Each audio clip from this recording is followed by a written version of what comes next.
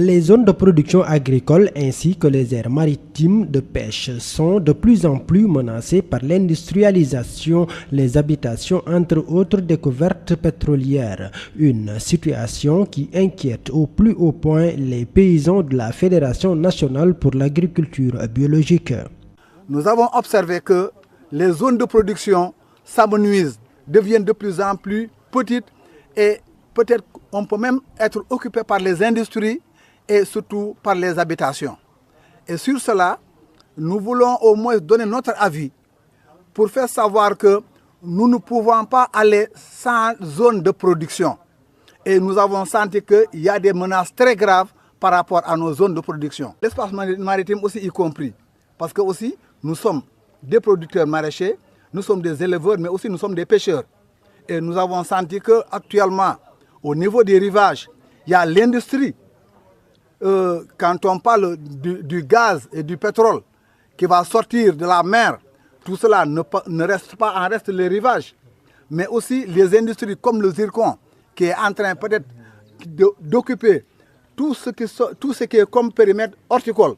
Tout ça, et même les habitations qui sont en train de prendre les zones de production. Une inquiétude renforcée par des statistiques qui montrent que 60 hectares des zones de production au niveau de la zone des Niayes sont perdus chaque année. Effectivement, il y a des menaces qui pèsent sur leurs activités principales. Et les activités principales de la FENAP, c'est l'agriculture, c'est le pastoralisme et c'est la pêche. Et principalement dans cette zone où nous sommes, la zone des Niayes, voilà une zone qui, d'après les études que nous avons réalisées, une zone qui perd au moins 60 hectares par an. 60 hectares à usage agricole par an. Au profit de quoi? Au profit de l'habitation, au profit de l'industrie, au profit des résidences privées. Au détriment de quoi? Au détriment des activités de base des agriculteurs. Toutes choses qui ont poussé les acteurs de la Fédération nationale pour l'agriculture biologique FENAP à organiser un atelier de 2 jours pour apporter leur contribution dans la réflexion au niveau de la Commission nationale des réformes foncières. Par rapport à la réforme que l'État a entrepris, nous voulons au moins faire entendre la voix de la FENAP dans ces genres de rencontres. Vraiment, c'est ce que nous réunissons, surtout aujourd'hui, pour réfléchir autour de ce problème, pour donner notre avis.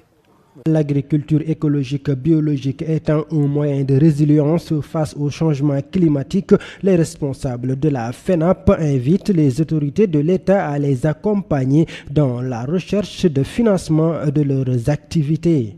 Oui, nous attendons que l'État ait une volonté politique de nous accompagner et que donc, alors nous accompagner aussi dans la recherche de financement, par exemple. Le fonds vert climat est géré ici au niveau du Sénégal par un démembrement de l'État ou je dirais un service de l'État. C'est le centre de suivi écologique. Est-ce qu'on peut nous aider à accéder à ces fonds?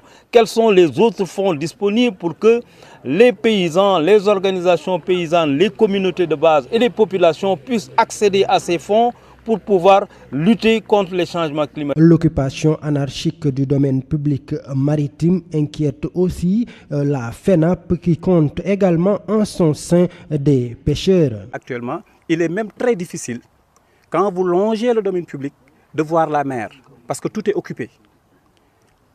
On était, ça fait 15 jours à Ndayan, mais les pêcheurs ont même actuellement des problèmes pour accoster leurs pirogues. Parce que là où vous devez les accoster, vous êtes sur la façade d'une résidence privée. Alors voilà des questions sur lesquelles FENAP est en train de réfléchir. C'est dans ce cadre-là que la FENAP, aussi dans le cadre de ses réflexions, vraiment s'est réunie ici à Mboro pour donner son avis et vraiment donner ses orientations, surtout par rapport à la réglementation.